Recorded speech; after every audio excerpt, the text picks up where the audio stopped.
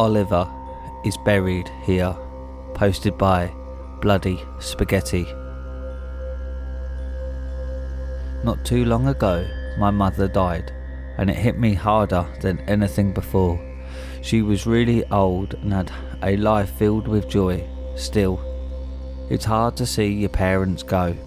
We all know it eventually comes, but when it does, it just comes as a shock. Mum was one of my best friends for my entire life.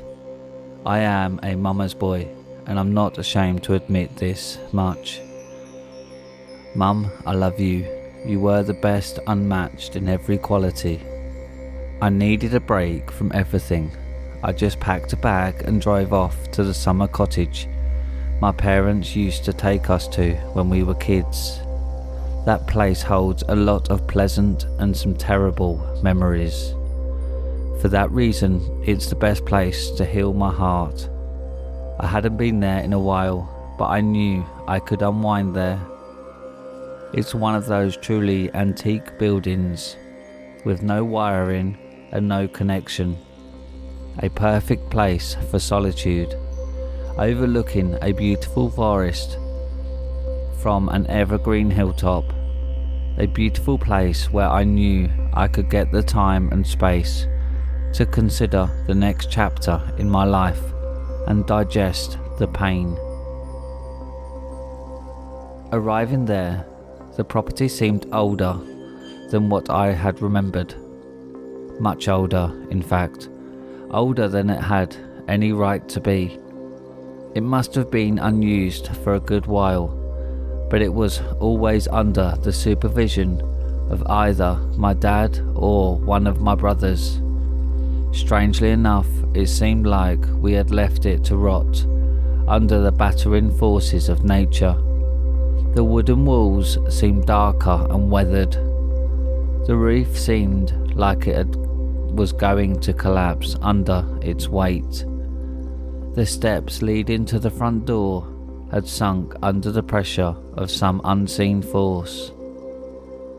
The poor state of the property led my mind into a sort of mental haze, eerily reminiscent of the funeral of Mum. Depression hit gradually, and then very much suddenly. The fogs of sadness hung callously over me. As I made my way onto the property, the steps creaked and nearly buckled under my weight, letting out a sharp and jarred noises with each step I took. Stepping inside, I felt a huge weight land on my shoulders, as if the entire world had collapsed right on top of me and was trying to crush me to death. The interior mostly seemed the same, somewhat untouched by the destructive temporal forces of the universe. The disconnect between the interior and exterior of the property surprised me somewhat, making my mind wander. Before long, the memories caught up to me. Memories I have of Mum and the rest of the family strolling around the cottage on the verge of tears. I felt something race past me, something amorphous, almost like a barely visible shadow. I caught it at the edge of my vision, not even that. The temperature suddenly dropped as my eyes drifted towards the barely visible spectre. As I was following the perceived path I assumed the shadow had taken, I came across an old family photo hanging on the wall. The emotional ocean finally broke through my mental dam as I broke down into an audible crying fit and stumbled towards my parents' old bedroom, collapsing onto the old bed they used to sleep in when we spent summers here. I clenched the photo close to my chest and cried until I passed out from the exhaustion, not even ashamed of crying myself to sleep. Losing a parent is hard, especially if the parent was damn near perfect. God, I was so blessed to have you, Mum. I'm glad Dad's still around. He's doing good. I check on him every couple of days. I promise I won't stop. We still spend a lot of time together. We even went fishing last week. This is hard. I woke up in total darkness. It was already night time. A loud knocking on the front door woke me up. Sore with headache, dazed, I grabbed my phone to use as a flashlight to illuminate the rural darkness. The banging wouldn't stop. It also intensified as I slowly made my way towards the door. I did not know who this could have been so late at night, but then again, might have been one of my brothers. Maybe Dad. Drunk, probably. Judging by the frantic nature of the banging, I didn't think about it too much until I was staring at the door, mere inches away, about to open it up.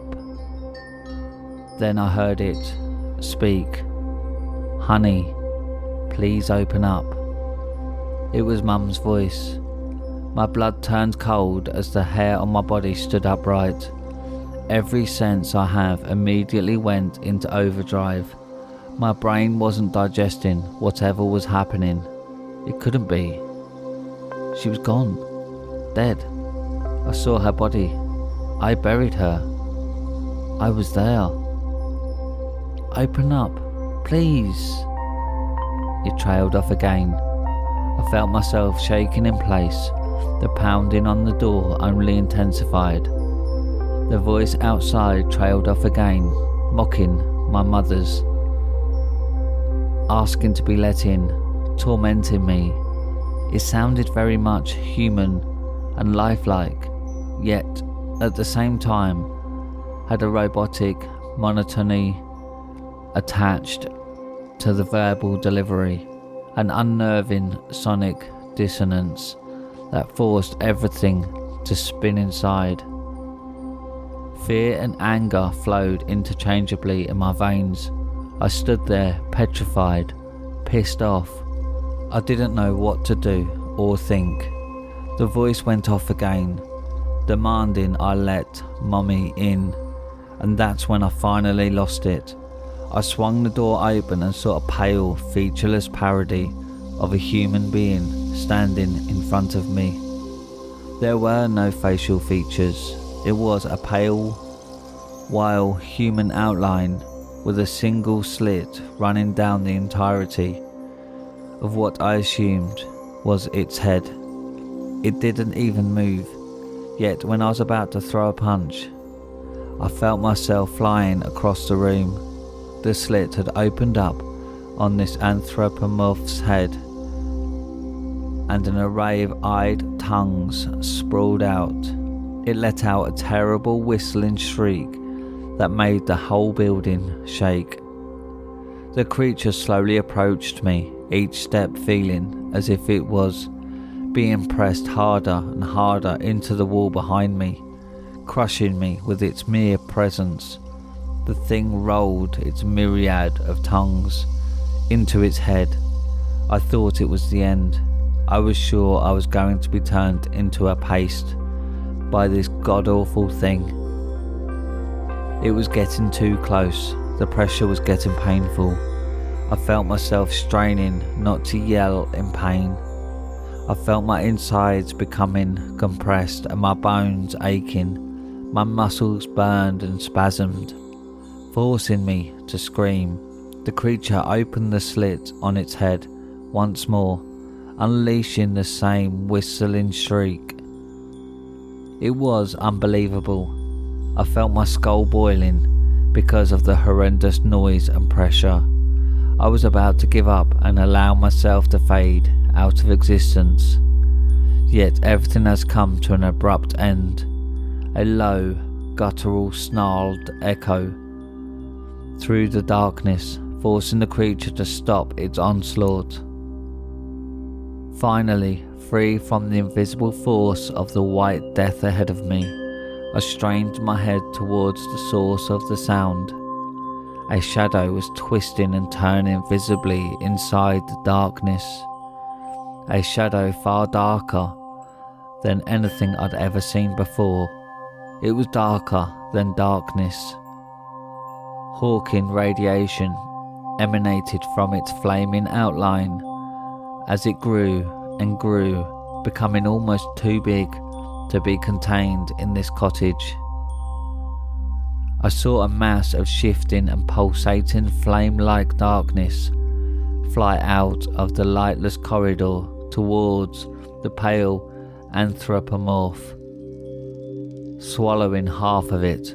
An explosion of blinding white light emanated from the anthropomorph's bisected form and shook the building once more. When the light finally dispersed, I saw a massive black dog standing in front of me, made up of the matter of black holes in the shape of dancing flames. Its massive paw rose, terrifying me yet again, but it landed gently on my chest. Beautiful memories of my childhood flooded my mind, memories of my childhood dog, Oliver.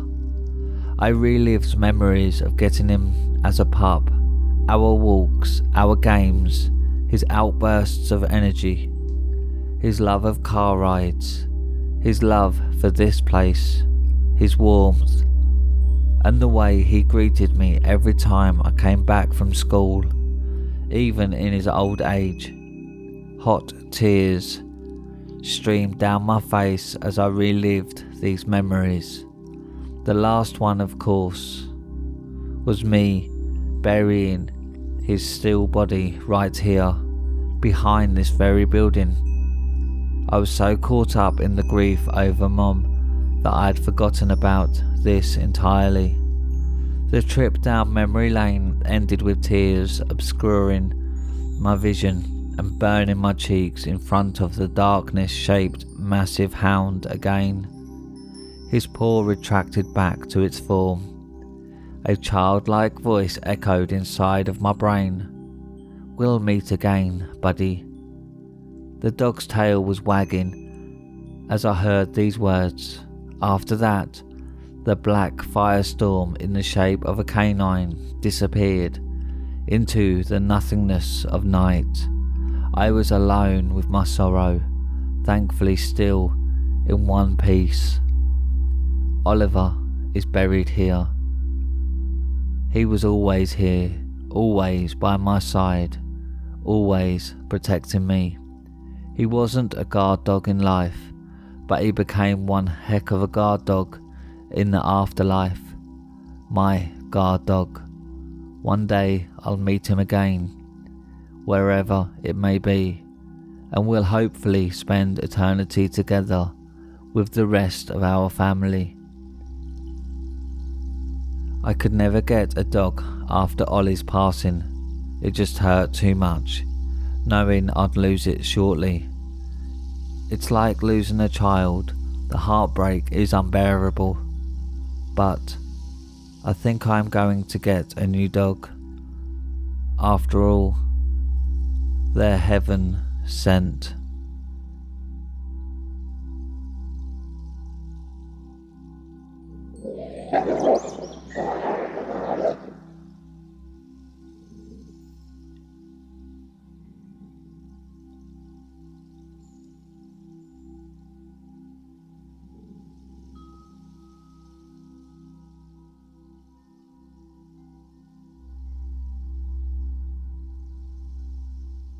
Ides of March, posted by Bloody Spaghetti.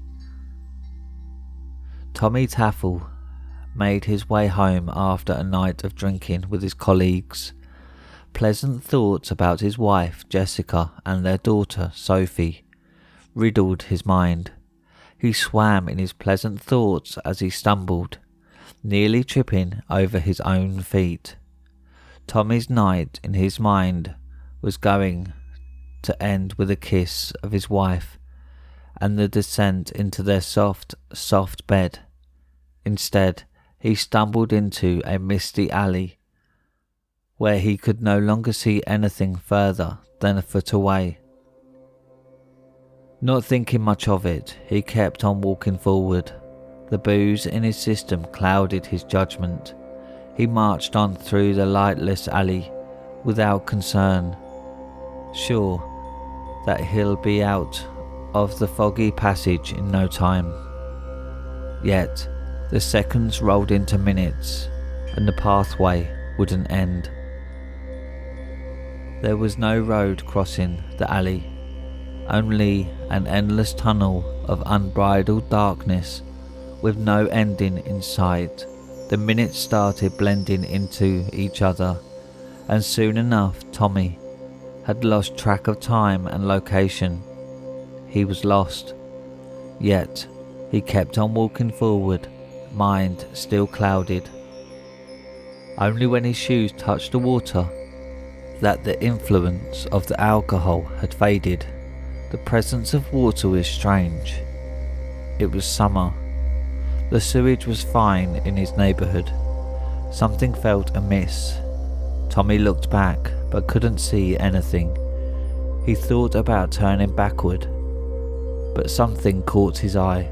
A moving shadow, massive and apparently growing, was rapidly approaching him.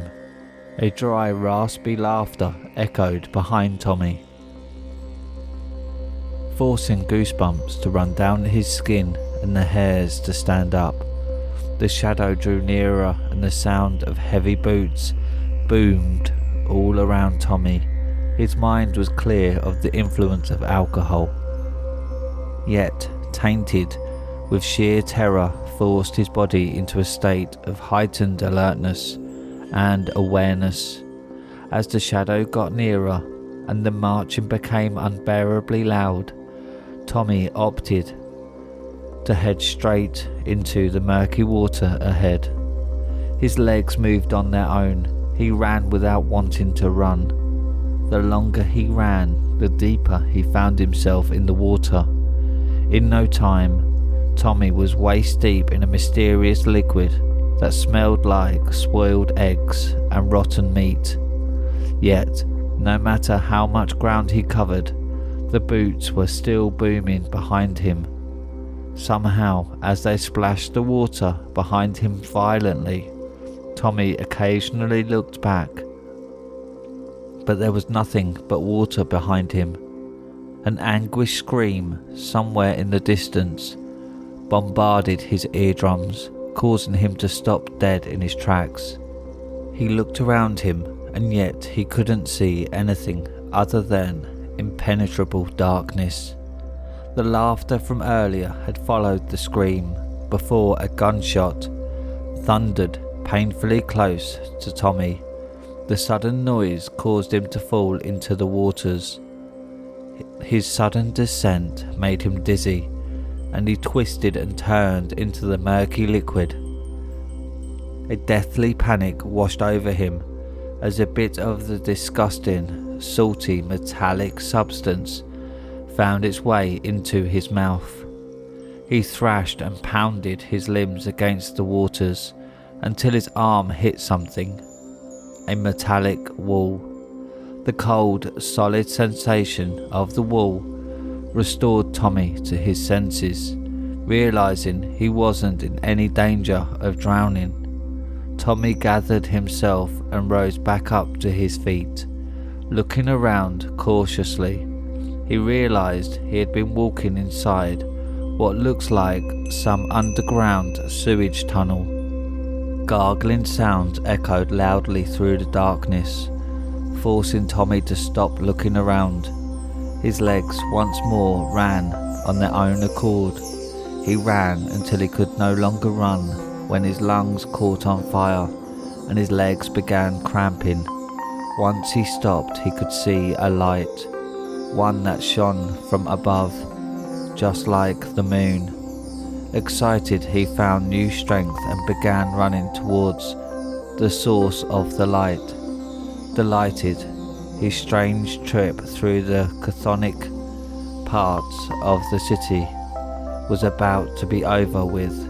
He ran until he was mere inches away from the light at the end of the tunnel, and just as he was about to get out of the strange maze of disgusting water and pipes, A terrible pain shot through the back of his thigh. A pain so terrible, Tommy thought he was going to lose his leg. Before he knew it, he found himself on the ground, clutching at his leg. He screamed and wailed at the top of his lungs. Looking back, he saw the shadow again. It loomed over him. An old German military uniform draped over a gigantic frame. Under the helmet was a decayed old face, contorted into a terrible smile. Yellow and brown teeth, crooked and broken in several places, adorning the thinly stretched mouth that laughed deeply at Tommy's suffering. Black eyes, darker than anything ever seen by man, stared into Tommy's soul, penetrating, violating. The wounded man begged and pleaded, but the ghoul just stood there, laughing.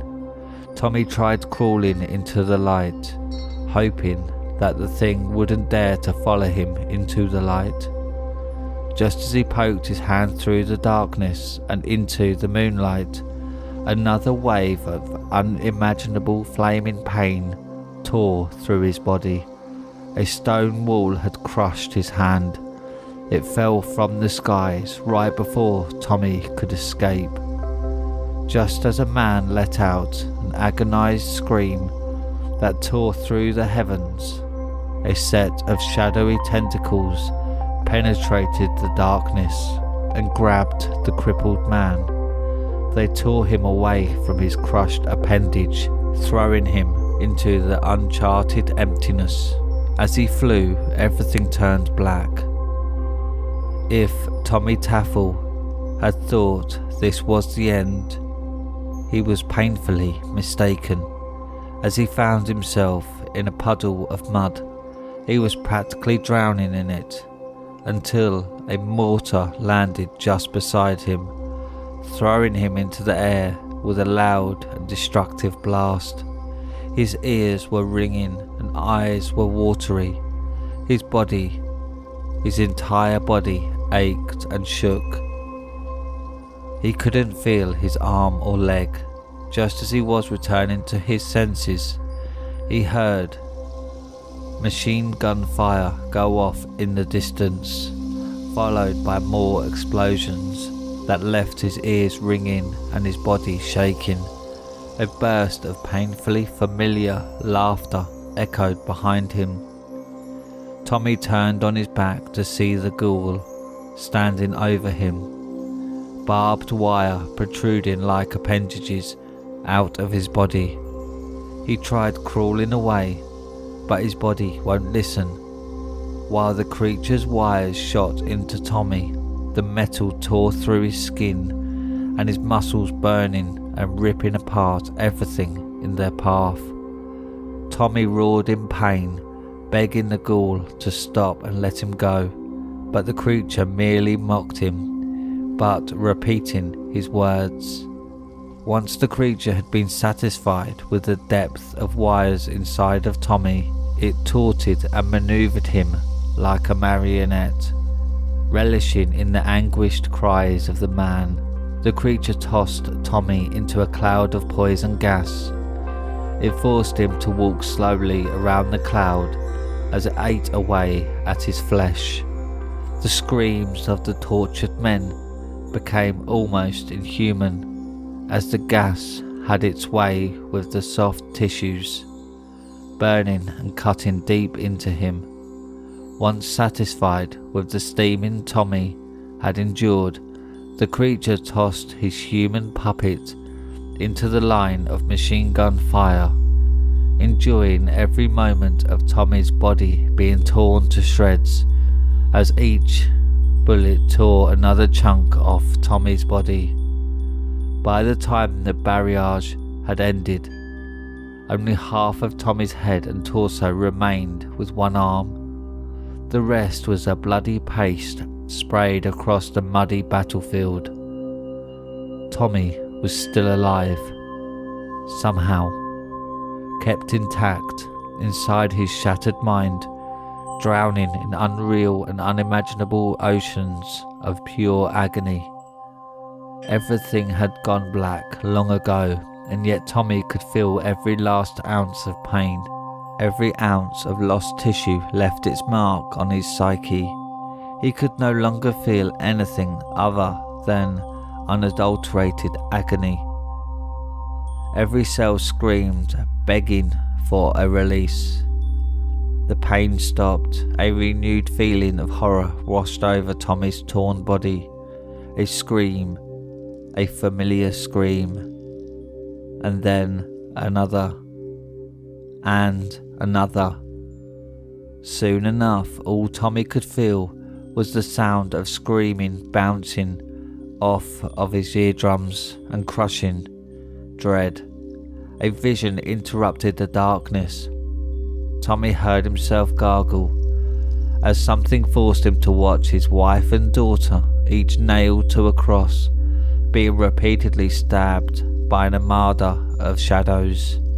He was screaming internally, but his organs were too broken to produce a proper scream. As the vision got closer and more detailed, Tommy tried to do anything he could to return to the darkness, but nothing made the awful sight of his loved ones being repeatedly penetrated by hell-forged steel go away. The ghoul laughed again, and Tommy felt himself slipping back into the darkness. For a moment, he was relieved that the nightmare had ended, even if it meant death for him. This was better than witnessing the ones he loved being tortured. His joy was cut short, however, when he found himself falling in a downward spiral. He ended up falling into his bedroom. Opening his eyes, he found himself to be unharmed, but covered in a warm, thick liquid. Something in his arm, as he was trying to figure out what had happened. He touched something cold, a sensation that caused him to fall backward. The clouds overhead opened above him, allowing moonlight to slip into the room. The illumination made Tommy's heart twist itself into a knot, as the dread and horror paralysed him, turning his body into a living statue. Before him, dead, eviscerated and vivisected, lay the remains of his daughter and wife, their blood all over the bed, their clothes, the floor, his clothes. A blood-stained knife clutched firmly in his hand. The images swarm in his head, the shadows repeatedly stabbing his wife and daughter. The shadows. His shadows. His hands. His. All the pain had returned, and Tommy fell to his knees, screaming and wailing, as the images got more and more intense, more torturous, more painful.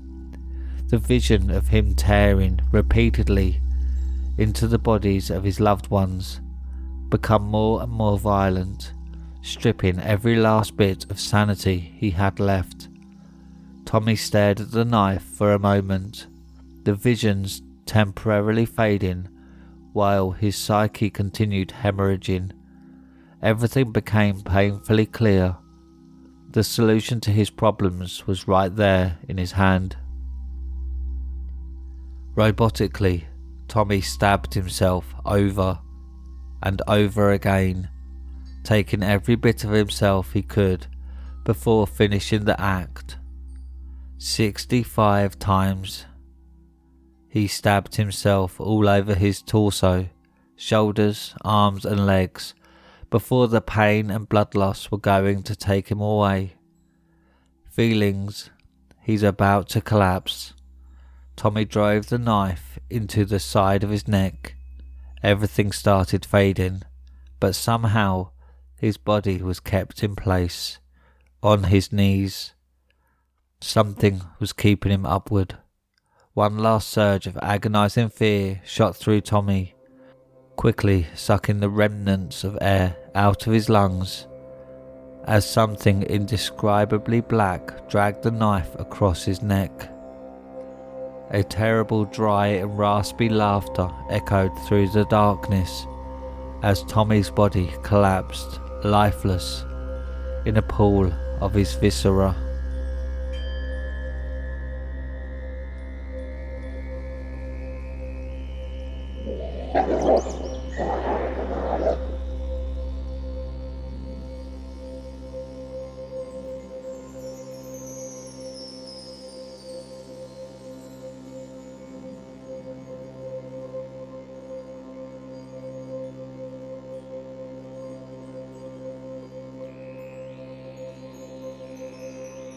Beware, Omegle. Hello, please listen to me. It's for your own good. I feel compelled to warn you of the danger that was recently unleashed upon the internet. I don't have much time left, as it is. I feel he draws near. I like to surf the net, as do most people. Sometimes the internet gets boring, though, and I find myself having nothing better to do than go on the anonymous webcamming site known as Omegle. I'm sure most of you have heard of it, as it is notorious for having those perverts jerking their junk on cam.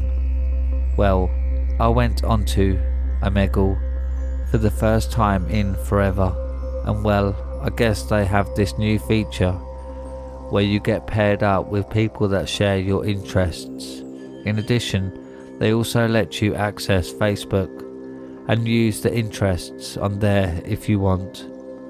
I decided to try it and began my random webcamming spree. The first few people just skipped me, and then there were those many idiots I had skipped for jerking off. But then it happened. He showed up on cam. A man dressed black, appeared to be a robe or gown, wearing what looked to be a well-detailed, semi-expensive sort of jack-o'-lantern-like or creepy pumpkin mask. I couldn't really tell what the mask was made from though. The man came on camera and was waving at me creepily. I had kind of gotten freaked, but then laughed and asked if he could take off his mask. The man was silent and just shook his head. No. I found that a bit unsettling. Time passed and I thought I had caught on. I laughed, asking the man if this was a prank, but the man had motioned for me to be quiet when I did so. I had typed to the man saying I was going to skip to the next person, then typed again saying, but this is just too funny. The man then typed back, I know where you are. For the next 3 days, wherever you go, I will follow you. Whatever you do, I will be watching. I will know where you are, who you're with, what you're doing, and when you're doing it. And all you will ever see of me is this mask. Then, after 3 days, I will kill you. As if that weren't enough, as I finished reading and went to go to the next chat, I noticed that my webcam was mirroring his. He was somehow now broadcasting from my webcam as well. I saw the man point at the screen as if to point to me with his index finger and then do the cutthroat motion. At this point, I took this as something more serious and was now on edge. The screen cap of the chat with the pumpkin man. I screen capped this as evidence for the police. I printed the picture and then headed to the local police station right away. On my way to the station, I noticed in my rear view mirror the car behind me appeared to have no driver, but I did see the mask the man was wearing through the glass. When I arrived at the station and handed the pictures to the police, they assured me that they'd be scouting my area for a man with a mask the next few days. This made me feel somewhat safe. I decided with them on stakeout, I'd try continuing my life as normal. The next day I went shopping at Walmart because I was getting low on food and needed to pick up some milk. Something very scary happened in Walmart. As I progressed getting the groceries I needed, the usual bustle of the store dumped down just as, if not more progressively. When I got to checkout, I noticed no one was in the store any longer, and in each checkout lane on the counters was a mask, just like that man wore. I ran out and hurriedly unlocked my car door, just piling my groceries in the passenger seat, and sped out of the parking lot. When I got home, I was so freaked I grabbed all the groceries I could and ran into the house, then locked all the doors and windows. I needed assurance, so I called to the police and asked them if they'd noticed him around, and thankfully they hadn't. I decided to call it a night early and went upstairs and got in bed. When I awoke that morning, I was frightened to see that hanging on the hook of my closet door in my bedroom was the mask the man wore. I grabbed the mask, rushed downstairs, grabbed my keys and rushed off to the police station.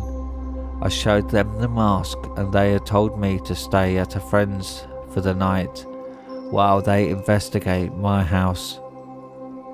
I called my buddy Brad. He always gave me a place when I needed it. So that night I headed to his place and we stayed out playing video games while I explained my situation. To my shock, he said he encountered the same man just a day before I did, which would make this his third day. Later that night, when we were asleep, I was awoken to a loud noise coming from Brad's room. Scared, I crept upstairs to check on him. I was horrified at what I saw. Brad was laying on his bed in a pool of blood, with that damn mask laying on his chest. Today, it is my third day, and I'm sitting at the police station on Brad's laptop, typing this to warn you all. Beware of the pumpkin man. I don't know what will become of me, but if this post gets around and saves as many lives as possible, I'm content.